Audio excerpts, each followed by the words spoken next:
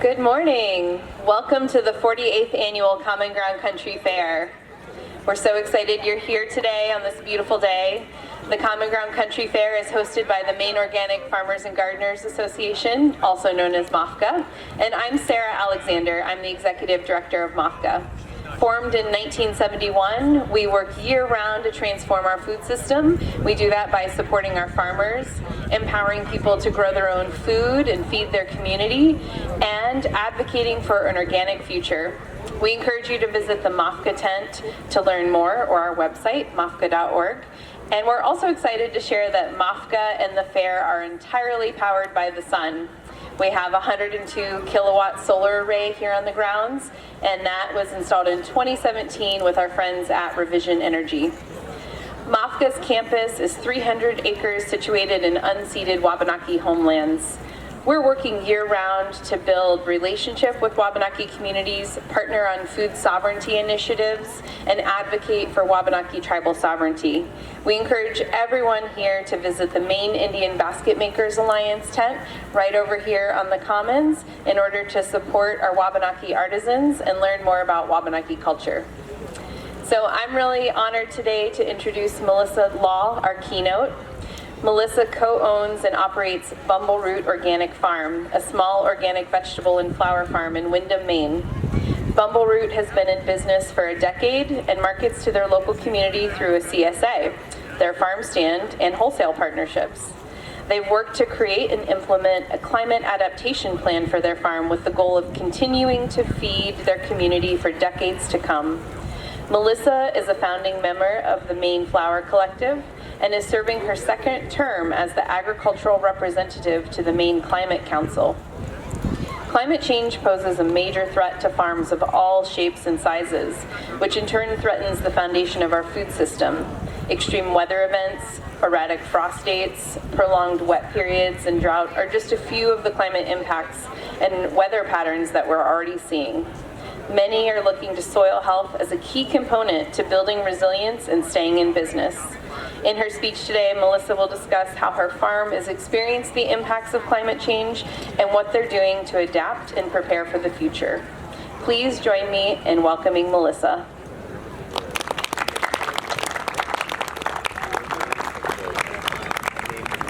Good morning, everyone. Thanks so much, Sarah, for the introduction, and thank you to MOFGA for inviting me to speak at the fair. I'm a little embarrassed to admit I've never been to the fair because September is such a busy time on the farm, but it's just such a wonderful gathering and celebration, so I'm really pleased to be here. Thank you. I would be remiss not to start by saying happy first day of fall. I don't know about you, but I'm very excited for the foliage and the sweater weather and all of the fall crops that are starting to come in. It's really such a special time here in New England. So I guess I'll start by sharing a bit about myself. I identify as a female, a first-generation farmer, a mother, a small business owner, a flower lover, a Swiftie, and a human who cares about our climate, among other things. I've been farming for a little over a decade. I came to farming through my studies in herbalism and nutrition, and then I fell in love with a farmer, and I never looked back. Over the past 10 years, my husband Ben and I have grown a business and a family. We have 2 young daughters who are right over there. And we're treading in the age-old footsteps of figuring out how to be parents and farmers and engaged community members all at once. Since 2020, I've been participating as the agriculture representative to the Maine Climate Council. We are currently working on the 2024 update of Maine's Climate Action Plan, which will be presented to Governor Mills by the end of the year. And this month, the Climate Council is hosting in-person listening sessions across the state and accepting public input as we finalize the plan. So I really encourage you to participate by attending listening sessions or our quarterly meeting, which is this Wednesday in Augusta. While I'm certainly not an expert on the topic of climate change or farming, today I'm planning to share a bit about how our farm is experiencing the realities of the changing climate and what we're doing to cope with it. we definitely don't have all the answers. Each growing season brings new weather-related challenges to grapple with. We're constantly changing our approach to growing food in an effort to adapt, take care of our team, and keep Bumbleroot in business. So although I don't have any silver bullet solutions, hopefully what I share here today will spark a little reflection about how to build resilience in your gardens or on your farms and in our food system as a whole. So what is Bumbleroot? I wish I had a great story to share about our farm name, but the truth is we were just looking for something fun and unique, and a friend threw Bumbleroot in the hat and it stuck. That was 10 years ago in 2014, before we planted a single seed or even had a field to farm on. Today, Bumbleroot is located 10 miles west of Portland in Windham, Maine. The land we steward is unceded Wabanaki territory. The farm is 90 acres with some flat land at the top of a large hill, lots of sloped pasture, and about 30 acres of forested land. The previous owners were dairy farmers, and the truth is the land is much better suited to grazing than to vegetable and flower production. Our original plan was to do both, but plans change, and we've learned that we just can't do it all.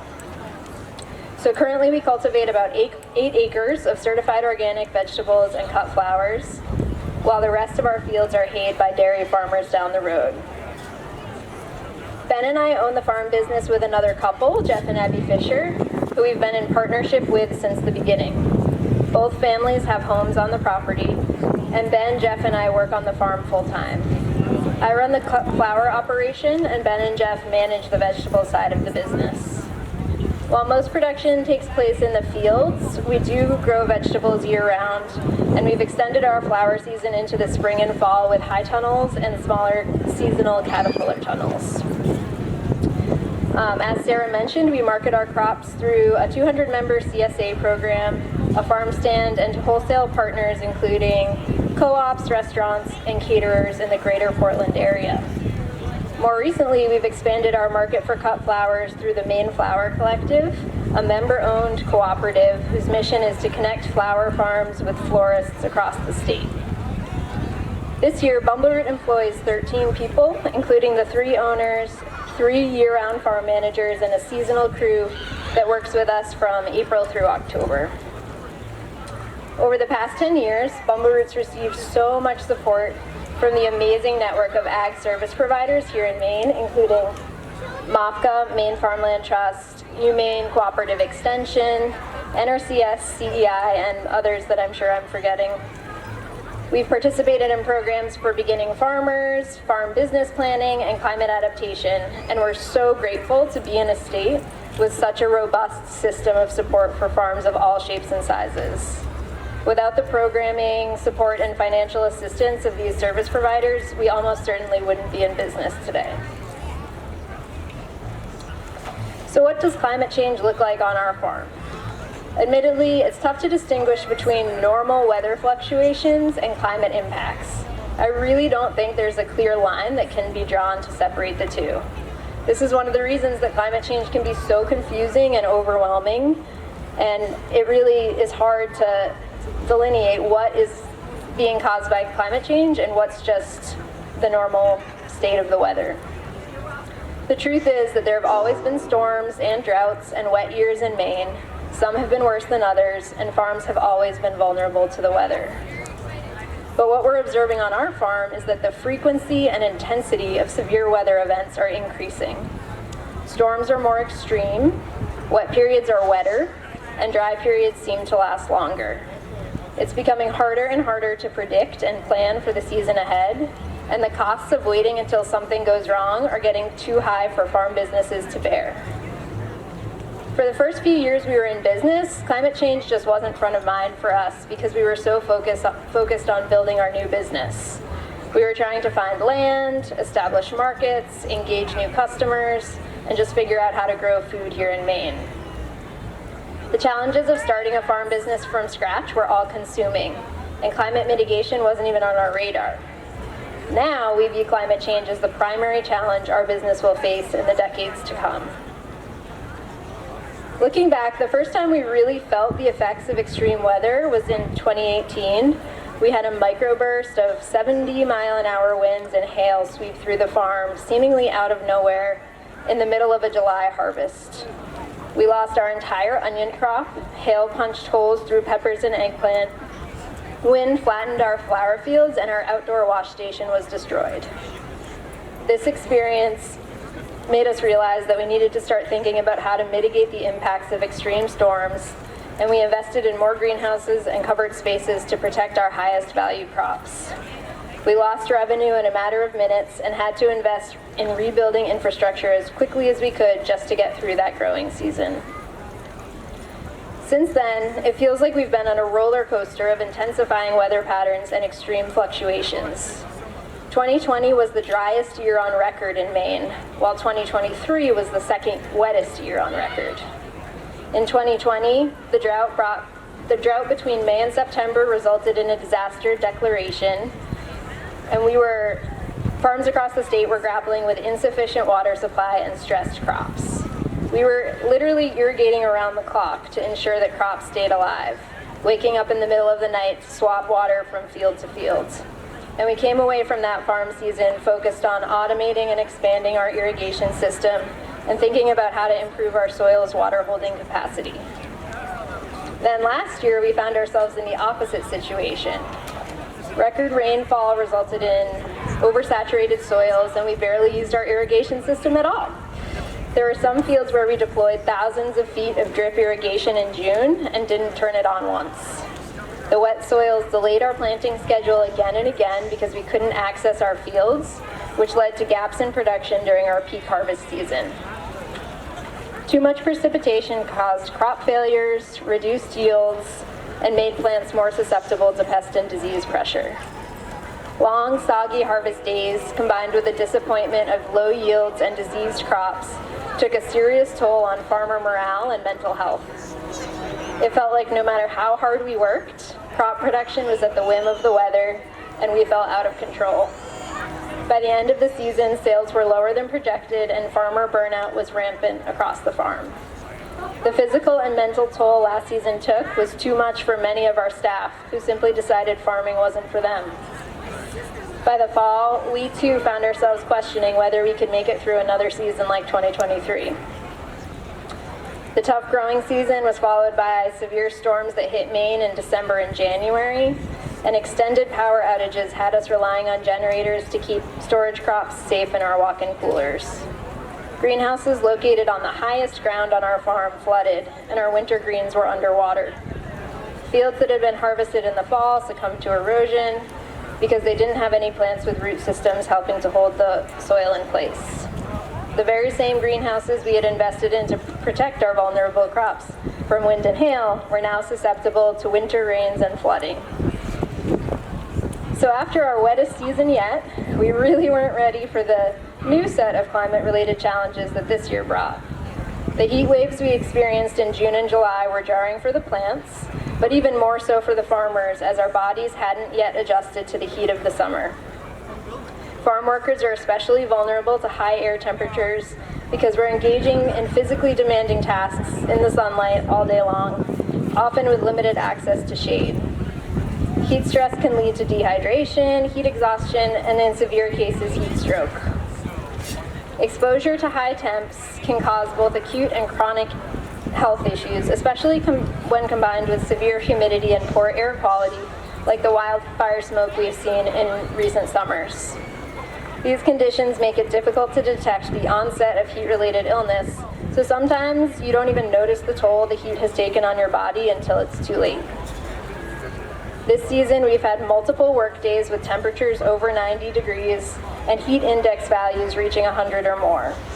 It simply isn't safe for our staff to work in these conditions, so we found ourselves making last-minute decisions to start earlier in the morning and end work days early before the heat of the afternoon hours became too dangerous. This was really stressful for both the farm owners, because we were losing labor hours in the fields, and the farm workers who were losing wages and had to cope with last-minute schedule changes with dogs and kids at home. With temperatures expected to continue rising and hotter summers in the future, it'll be up to us as employers to take care of our workers and ensure the safety of our team. This is a big burden. This winter, we plan to revisit our hot workday SOP to make these difficult decision-making moments less stressful and take care of our people. With this uncertainty and these extremes as our new reality, we keep asking ourselves, how do we continue to grow food in spite of these challenges? What do we need to make to mitigate and minimize the impacts of climate change in both the immediate and the long term? And the most daunting question of all, can we make this work? Dealing with extreme weather on an annual basis is taxing, especially in an industry that is already operating on such tight margins. But as difficult as farming in the face of climate change can be, we're finding hope in the small successes. We're passionate about what we do, and we really want to continue to grow food and flowers for our community. We believe that small farms can contribute to the health and sustainability of our local food system.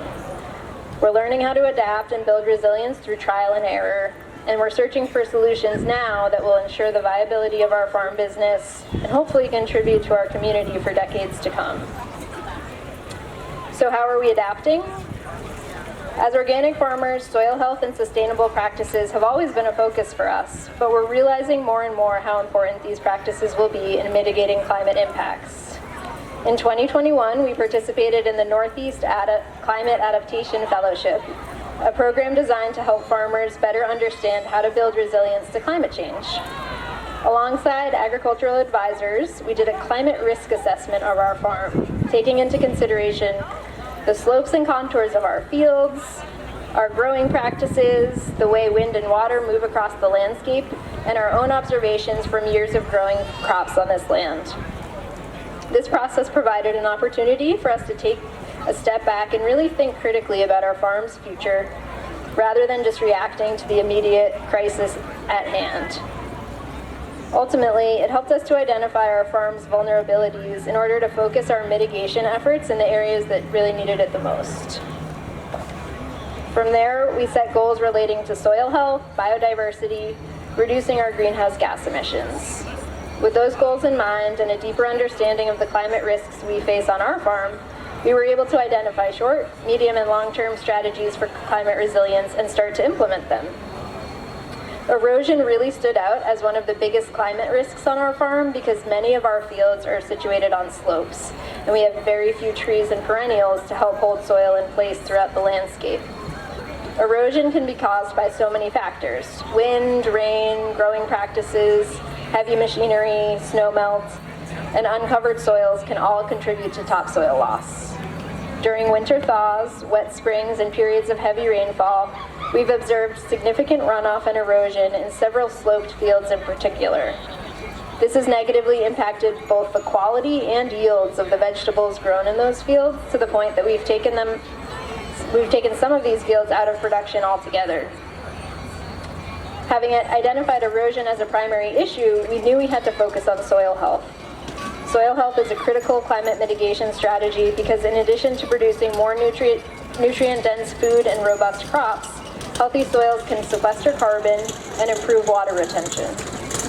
Practices like reduced tillage, cover cropping, crop rotation, and composting enhance soil structure and increase organic matter in the soil. Healthy soils also support a diverse array of beneficial microorganisms that break down organic matter and contribute to the soil food web. So with soil health as a top priority, we made the big decision to reduce tillage across our farm, as tillage can destroy the biodiversity in the topsoil and exacerbate erosion. We've transitioned to using less disruptive tractor implements to work the soil, and we've committed some of our productive land to no-till trials, which means we're no longer using tractors at all in those fields. Instead of tilling, we apply a thick layer of compost mulch over our beds to smother weeds and plant residue, which then feeds the microorganism and improves the microbiology of the soil. In those fields, we've noticed increased yields in crops like carrots and lettuce, which seem to really benefit from the extra nutrients provided by the deep compost layer.